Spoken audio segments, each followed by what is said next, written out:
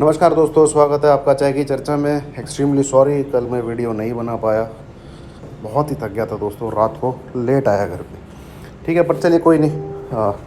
मैं जो भी है इसमें आपको बता दूंगा, ध्यान से सुनिएगा। बेसिकली मैं क्या कह रहा हूँ और उसका मतलब क्या है। ठीक है, अब जिसने पुट ले रखी होगी वो उसको इस हिसाब से ना समझ ले कि भाई मेरी पुट की बात कर रहा है। जिसने कॉल ले रखी है, मैं उस जो कह रहा हूँ सिर्फ उसका मीनिंग समझिएगा, एक बार अपनी पोजीशन को साइड में रखें। ठीक है, जब आप ऐसे किसी का एनालिसिस सुनेंगे तो आपको थोड़ा और क्लियर समझ में आएगा। नहीं तो होता क्या है, जिन्होंने पुट ले रखी है वो पूरे यूट्यूब में मंदड़िया यूट्यूबर को ढूंढते हैं। जिन्होंने कॉल ले रखी होती है वो तेजड़िया यूट्यूबर को ढूंढते हैं, अपने हिसाब से एनालिसिस को देखना चाहते हैं, जो कि वो तरीका ठीक नहीं है। ठीक है, अब यहाँ पे दो सीन सिनेरियो, मैं क्यों ऐसा बोल रहा हूँ। देखिए, निफ्टी तो है कमज़ोर, सिग्नल उसका है पूरा ब्रेकडाउन का। अब बैंक निफ्टी का सिग्नल ऐसा है, जहाँ उसने क्लोजिंग दी है वो जा सकता है 43,200 300 तक जा सकता है। जो उसने डोर ओपन किया है, उसने क्लोजिंग दी है 42,300 के आसपास, तो 43,800 तक का दरवाज़ा खुल जाता है। ठीक है, ये सोसाइटी के मंदिर, चलिए ठीक है दोस्तों। और उसके आगे और 300-400 पॉइंट की उसमें तेज़ी दिखती है।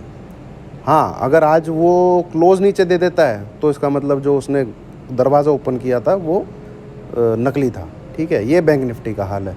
तो बहुत ही इंपॉर्टेंट हो जाता है कल का लो बैंक निफ्टी का 41,800।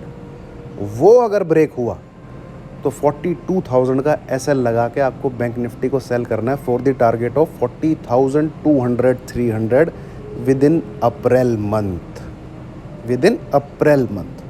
बट 41,800 ब्रेक होना चाहिए, बहुत इंपॉर्टेंट चीज़ है। अब अगर बैंक निफ्टी जिस प्रकार से उसका बिहेवियर है, जिस प्रकार से उसका स्ट्रक्चर बन चुका है अब कल की क्लोजिंग के बाद से, तो 42,200 इस लेवल को एसएल रख के उसमें बाय ही बनता है तेज़ी के लिए। 42,600-800 तक के टारगेट के लिए फॉर दिस वीक। ठीक है, बाकी उसका आगे का बाद में देखेंगे। तो ये है बैंक निफ्टी की कहानी। ठीक है, तो बहुत इंपॉर्टेंट रहेगा, आप उसको 41,000 क्या कहते हैं 800 से लेके 42,200 के बीच में छेड़ो मत। ऊपर जाता है नीचे जाता है उसको करो अवॉइड। ठीक है, अब आ जाते हैं निफ्टी कमज़ोर है जब तक 17,800 के नीचे है, 17,800 के नीचे जब तक निफ्टी है, वो भाई सेल ऑन राइज का ही घोड़ा है। और उसका जो घर ओपन हो गया है अभी, कल उसने 17,600 भी तोड़ दिया था। ठीक है, तो उसका जो डोर ओपन हो गया है वो 17,450, इनफैक्ट 17,300-400 तक के बीच का हो गया है। वहाँ से गिरेगा तो उसका सपोर्ट वहीं पे है। ठीक है, तो ये है अभी फ़िलहाल मार्केट में कहानी। तो let market decide, let Nifty decide कि वो बैंक निफ्टी को नीचे गिराता है, और लेट बैंक निफ्टी डिसाइड कि वो निफ्टी को ऊपर खींचता है। ठीक है, बहुत ही देखिए, कल अगर बैंकिंग सेक्टर भी गैप डाउन मतलब अगर आप देखिए पोजीशन लेंगे ना, जैसे 9:15 बजे मार्केट खुलता है तो आप देखेंगे, आप अगर नई पोजीशन लेना चाहते हैं तो वो 9:16 कुछ है ऐसे, उससे पहले नहीं ले सकते हो आप। ऐसे ही अगर आपने कुछ ओवरनाइट कैरी किया है तो वो भी एकदम से बुक नहीं होता है, कुछ एक सवा मिनट लगता है अगर आप ध्यान से उसको देखेंगे। अब कल की पहले मिनट की ही कैंडल सीधा उसको गैप डाउन ले गई है। ठीक है, तो यहाँ पे अगर कल बैंक निफ्टी भी क्या कहते हैं गिरता, HDFC बैंक के रिज़ल्ट कोई ख़राब नहीं है भाई, दुनिया अपना हिंदुस्तान का नंबर 1 बैंक है। और क्वार्टर ऑन क्वार्टर बेसिस अगर क्या कहते हैं प्रॉफिट मार्जिन, इनकम मार्जिन जो है घट रहे हैं, तो दूसरे बैंकों की भी हालत ख़राब ही होगी। ठीक है, और अगर रिज़ल्ट अच्छे भी आते हैं तो it is the only sector which is right now at is top. तो इन चीज़ों को ध्यान में रखिएगा। बैंक निफ्टी की भी तेज़ी होती भी है तो उसको इंट्राडे में करिए। ठीक है, क्लोजिंग बहुत अच्छी है, चार्ट पैटर्न कुछ ऐसा दिखता है तो थोड़ा कैरी भी कर सकते हैं। बट बैंक निफ्टी मुझे आगे आने वाले टाइम में मई मंथ में, जून मंथ में ठुकता ही दिख रहा है नीचे की तरफ। ठीक है, वो देखेंगे फिर क्या लेवल रहता है, क्या चार्ट स्ट्रक्चर रहता है, क्या पैटर्न रहते हैं, कहाँ से हमें क्या एसएल लगाना है, कैसे उसको सेल करना है। ठीक है, तो फिलहाल ये है, निफ्टी नीचे की तरफ है आज पर्टिकुलर डे में और बैंक निफ्टी ऊपर की तरफ है। तो ये दो है कहानी।